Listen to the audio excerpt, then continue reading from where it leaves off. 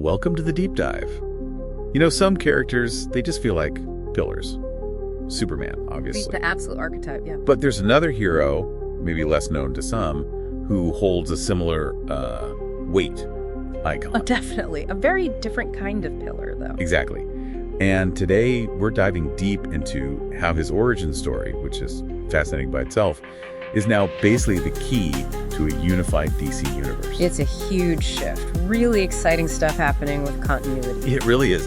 And we're drawing heavily from a recent Bleeding Cool piece that flags this new series, the new history of the DC universe, as the blueprint for all this. Right, that series is laying down the new law, so to speak. Let's unpack Icon's beginning, because that's where it all starts. Okay, yeah. Where does his story kick off? Well, forget Kansas. Think 1839. An alien, Arnis of Terminus, crash lands his ship. Not exactly Smallville, then. Where does he land? On a plantation in the American South. Pre-Civil War. Wow, okay. And he's found by a slave woman, Miriam. His ship, its tech is adaptive. It scans her and instantly changes Arnis to resemble her. So it locks him into the form of a black man. Exactly. In 1839. Think about the implications of that. Yeah. So he doesn't just start being a hero right away. No, not at all.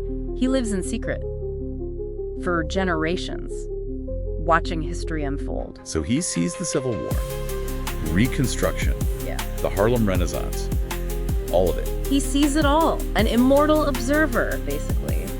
Until much later, this young woman, Raquel Irvin... She's the one who convinces him to finally use his powers. That's right. She inspires him to become Icon. It's such a layered, deep origin. It really sets him apart. And this background connects directly to Milestone Media, doesn't it? Absolutely. Milestone, founded back in the 90s, was all about bringing, underrepresented voices and characters to comics. Giving them their own space. The Dakotaverse. Precisely, their own continuity. And when they crossed over with DC characters, it always felt like they were, visiting from another dimension almost. Right, like guests. Yeah. But this new history series changes that dynamic, fundamentally. Totally changes it.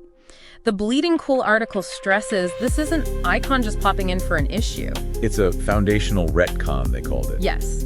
His history, his 1839 arrival, is being woven into the main DC timeline. He's not a visitor anymore. He was always there. Okay, that is huge. Because that implies, more than just Icon, right? That's the really exciting part. This feels like the biggest signal yet that the entire Milestone universe might finally be merging properly. So characters like Static, Virgil Hawkins, I remember him from the New 52 run. Exactly. Imagine Static actually being part of the Teen Titans roster full-time, or just, operating in Metropolis as a resident hero, not an interdimensional tourist. That really changes the feel of the DCU. Yeah. It's not just adding bodies, it's adding history. Perspective. It enriches everything. The Dakotaverse stories, they often tackled social issues very directly, maybe more directly than the main DC line sometimes. So merging them adds that texture, that complexity right into the core DCU. Exactly. It makes the universe feel more real, more representative. And think of the character dynamics. Oh, yeah. Like what?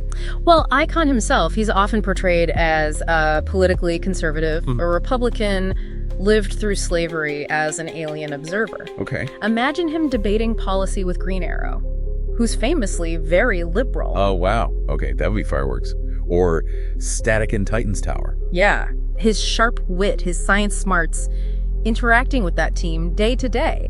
It promises new alliances, sure, but also new conflicts, ideological ones, not just punch-ups. It feels like a deeper kind of integration than we've seen before. There were attempts, right? Mergers. There were. Crossovers, mini-series, but they often felt a bit temporary, like testing the waters. So what makes this feel different?